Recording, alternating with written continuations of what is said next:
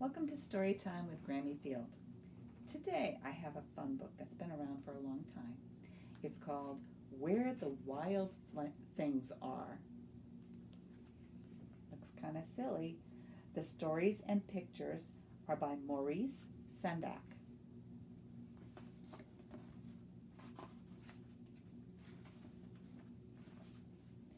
The night Max wore his wolf suit and made mischief of one kind. What is he up to? And another.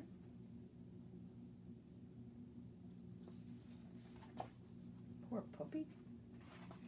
His mother called him Wild Thing, and Max said, "I'll eat you up." So he was sent to bed without eating anything.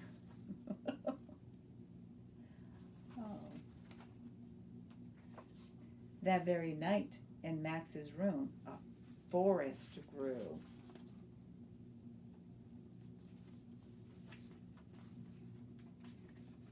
And grew.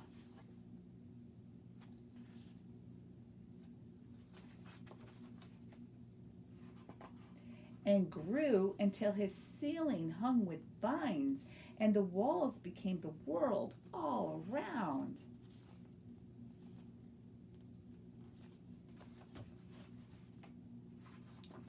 And an ocean tumbled by with a private boat for Max, and he sailed off through the night and day.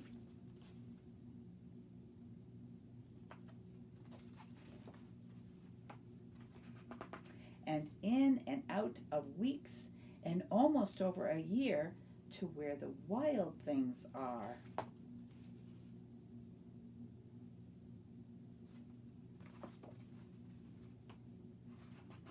And when he came to the place where the wild things are, they roared their terrible roars and gnashed their terrible teeth and rolled their terrible eyes and showed their terrible claws.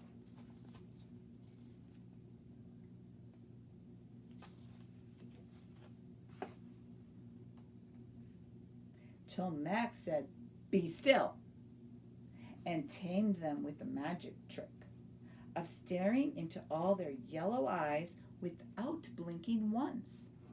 And they were frightened and called him the most wild thing of all.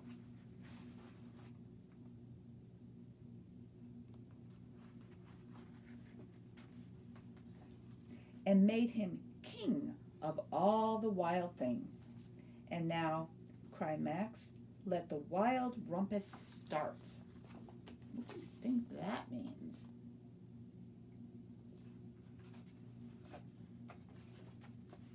Oh, look what's happening. I guess the rumpus is starting.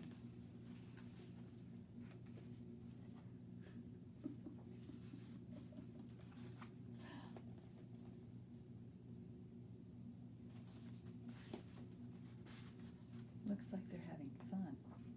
Oh, here's some more activity.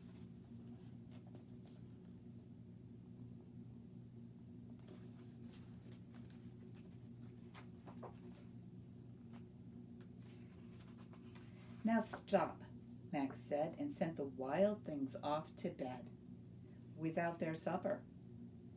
And Max, the king of all wild beasts, was lonely and wanted to be where someone loved him best of all.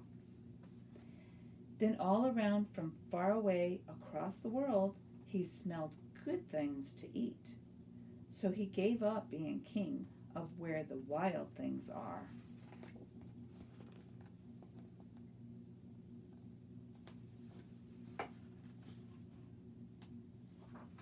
But the wild things cried, "Oh, please don't go.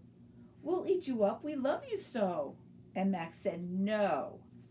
The wild things roared their terrible roars and gnashed their terrible teeth and rolled their terrible eyes and showed their terrible claws. But Max stepped into his private boat and waved goodbye.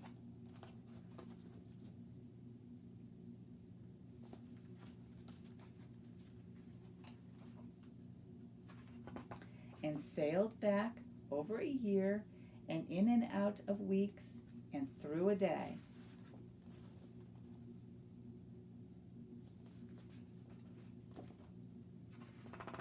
and into the night of his very own room, where he found his supper waiting for him.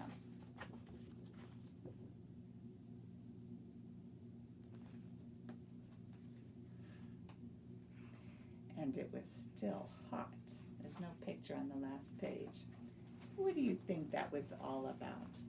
I think he just went on a little trip in his mind, and his mommy came up and gave him a nice hot meal when he woke up. Thank you for joining me for story time.